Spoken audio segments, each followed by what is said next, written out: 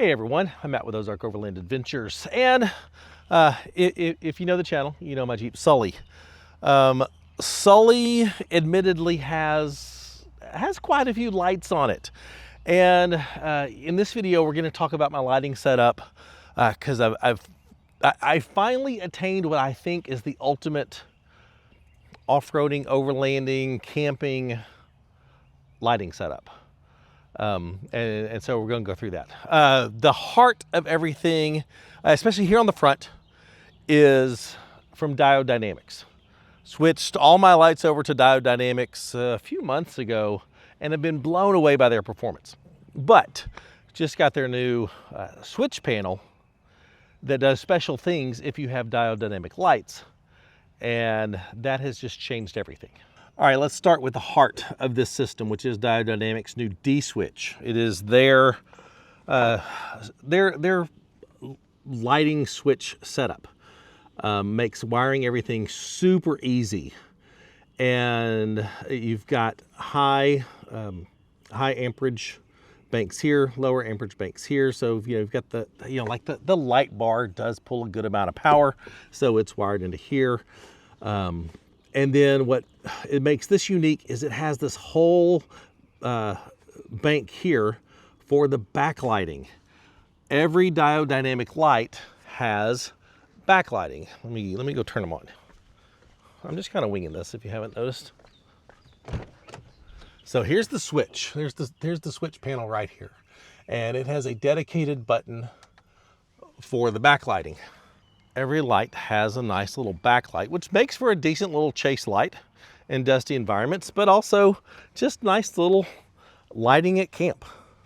So they've got that whole bank to make wiring the backlighting super easy, and I love that.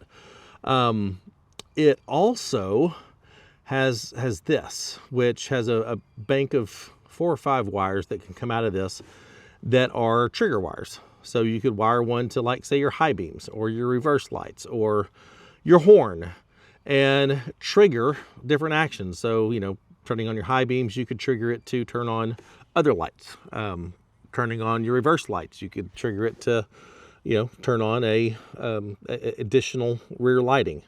You could wire it to your horn and trigger all the lights to come on if you're blasting your horn at someone.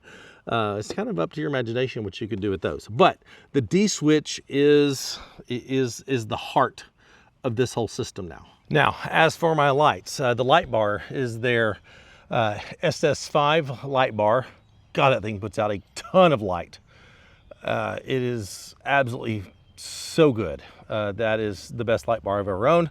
Got a pair of SS3 in a spotlight pattern. Amber for the A pillars. Then I've got a pair of SS3s in white for in a flood pattern for side lighting, finding trails at night, that sort of thing. And then a pair of SS1s in a combo pattern in amber down here on the bumper. And so that's my front setup. So this is what they look like on. It's just so much light.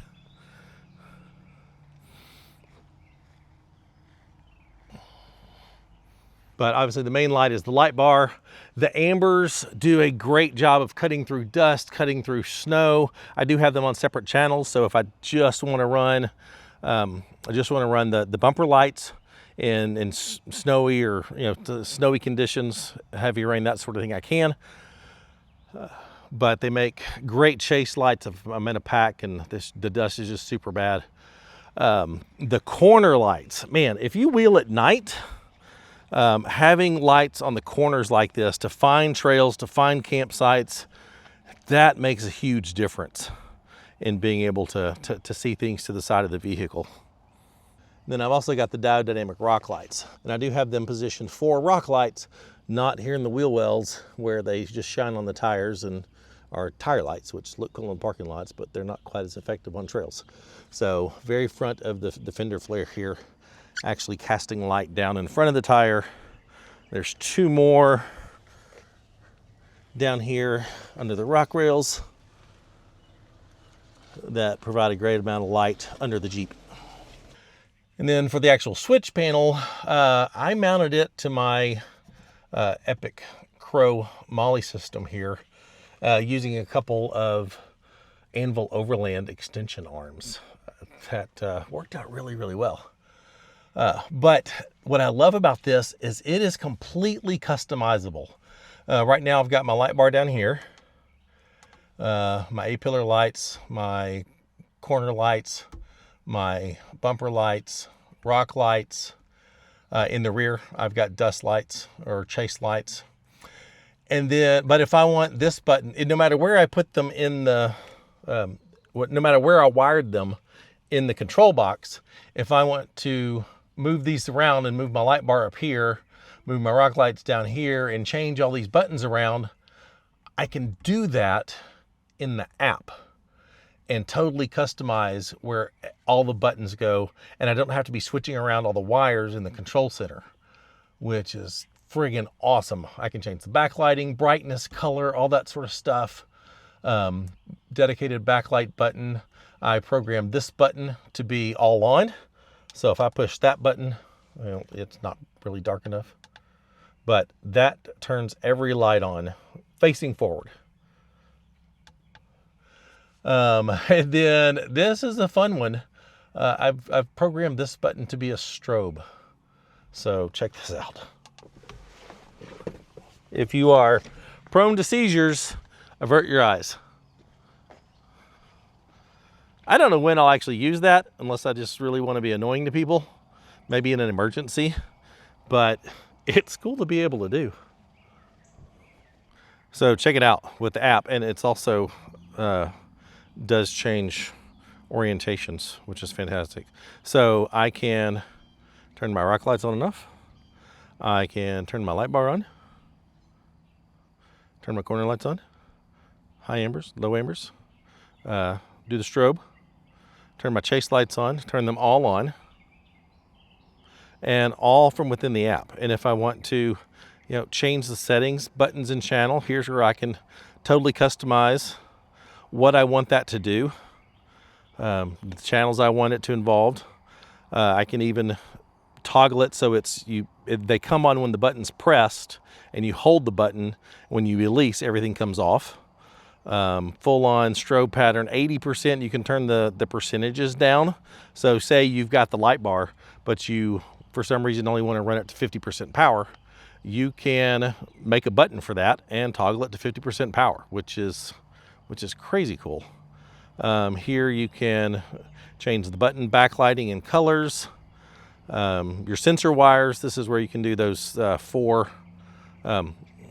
trigger wires that I talked about. Channel outputs, this is where you can change if you want channel 2 to actually be channel 5, change them all there. Firmware updates, so many options. So I can, there we go. So I can be up in my tent, and if I hear, someone outside, I could toggle the strobes from my tent, or turn on my lights, or if I want to get down and just toggle on my rock lights, I can do that. So that is super handy.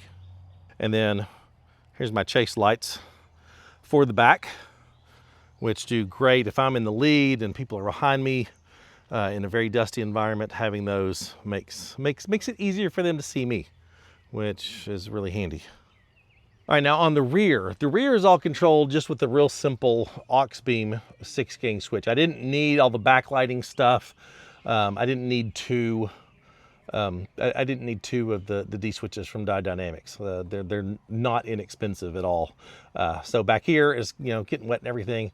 I just went with the inexpensive aux beam. I've showed this one before, but with all the Diode Dynamic lights now, it's a little bit different setup. From here, I can turn my Starlink on and off. I do have the backlighting all toggled into one switch, not as easily as with the Diode Dynamics D switch, but all these lights have a nice amber backlight for around the Jeep. This controls lights in my awning when I have it deployed.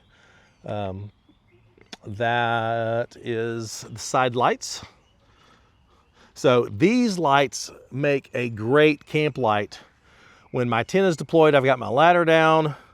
I need lighting, you know, around here for where my ladder is, just to be able to see and get in and out, take dogs out in the middle of the night, which happens sometimes. I can turn those on and off. Got my lights there. These are their SS1s, their lowest power flood. Makes a great light for here on my kitchen.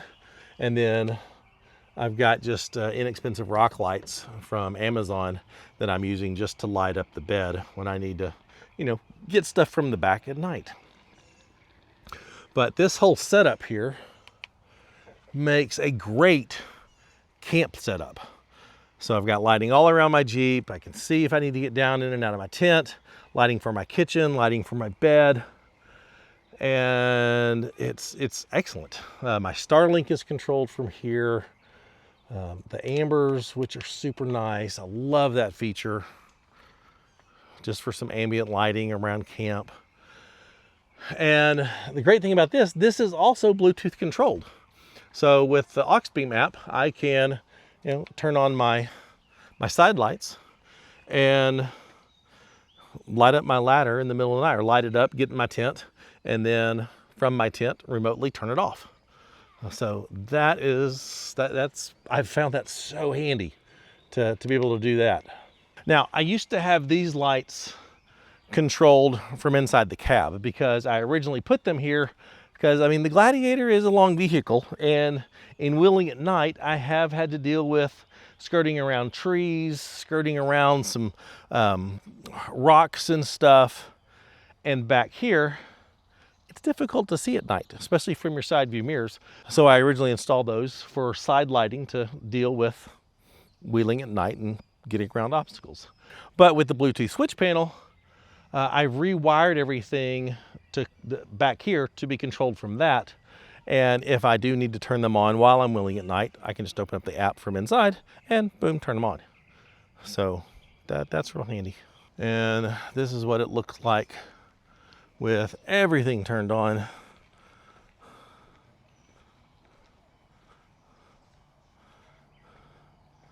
You know, it's a lot of light, but I honestly don't think I think it's just the right amount of light.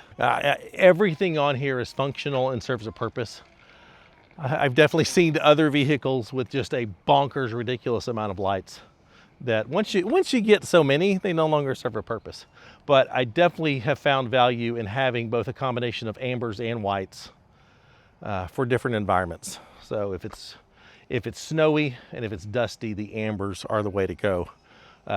Normal night wheeling, the white lights make a huge difference. For camp, the white lights just shine plenty of light down. Having the amber backlighting is great for just ambient. You know, if bugs are bad, I'll turn the ambers on instead of the whites. But just, you know, just the backlighting, and that works really well. But my favorite thing of all is absolutely the switch panel. It is the features and everything of this are just so cool, and I love the flexibility. I love the customizability of it. It's definitely the best lighting setup I've ever had. All right, well, that's my lighting setup, and I think it's awesome. So what do you think? Too many lights? Appropriate amount of lights? Am I missing some lights? I am actually missing.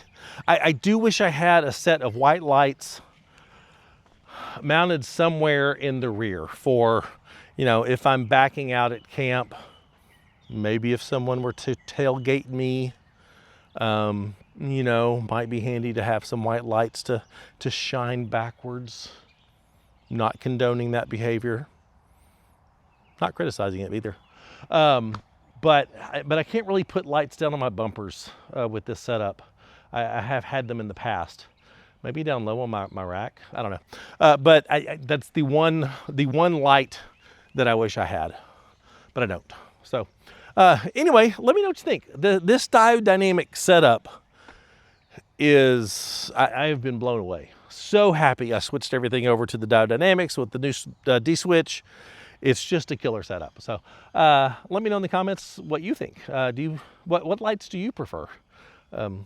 There's so many great lighting companies out there, but their whole system with the backlighting and the D switch and all the, it's just a whole all-in-one system that, that I really like. So anyway, comments, give me feedback.